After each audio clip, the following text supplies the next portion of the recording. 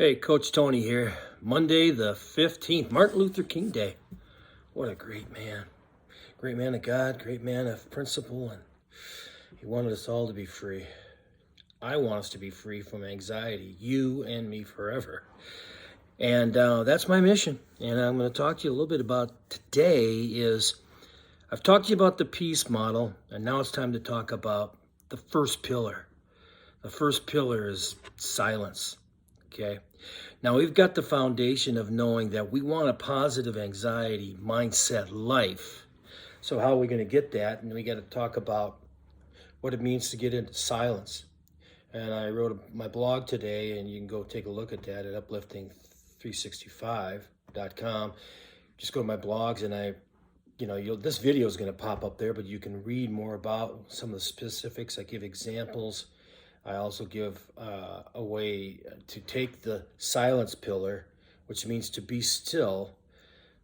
It's hard to be still, especially when you've never done it before, and you got to get into it and you say, well, how am I going to go about doing this without being really anxious?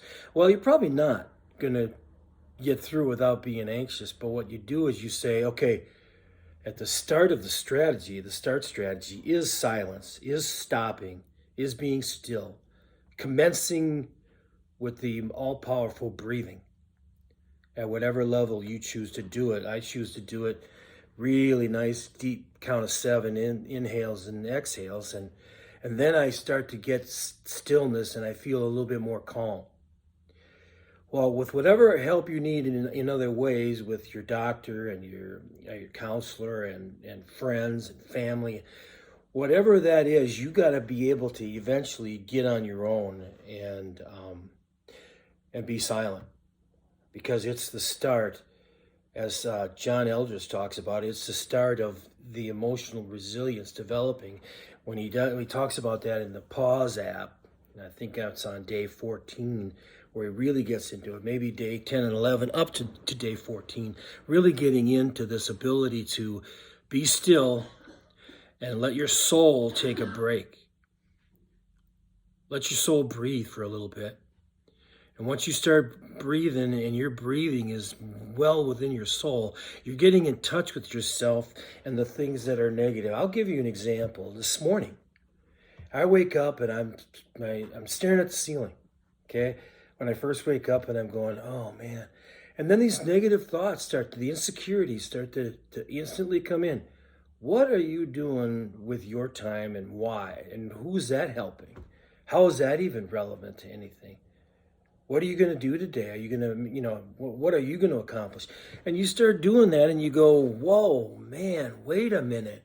But I've created some skill sets, but I need more. Obviously, the enemy still pops in. However that enemy kind of presents itself, whether it's just in your mindset or in your body, when it's taken over both mind and body, whatever, it's going to come. And when it comes, the power starts with the power to be still.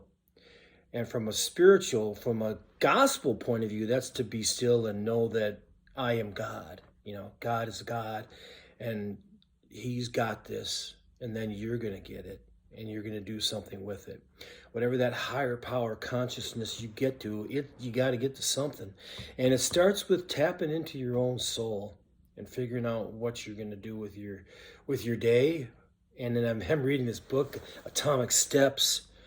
I can't remember his name right at this moment, but I referenced him in my blog, and the many simple but very powerful ways he talks about handling, anxiety and negativity. He talks specifically about negativity.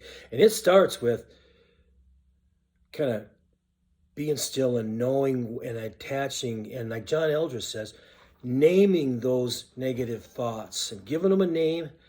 And you're not necessarily going to neuro-linguistic programmingly cast them into the sky and blow them up, but you're going to name them and identify them, and then you give them away. Because you're saying, I don't want it, I don't need it, and I don't deserve it. And I'm going to get through that in simple, small steps. And that's what the silence pillar is all about. It's like dumping all that negativity into that pillar. Let it fill up and say, I got you. And I got you along the way with my other pillars and of my life, the foundations of my life and what those foundations do.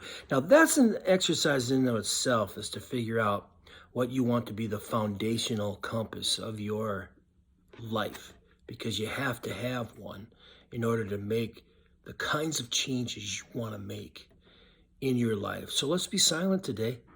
Find some silence and go through the anxiety that comes with trying to be silent, and then breathe. Okay, see you later.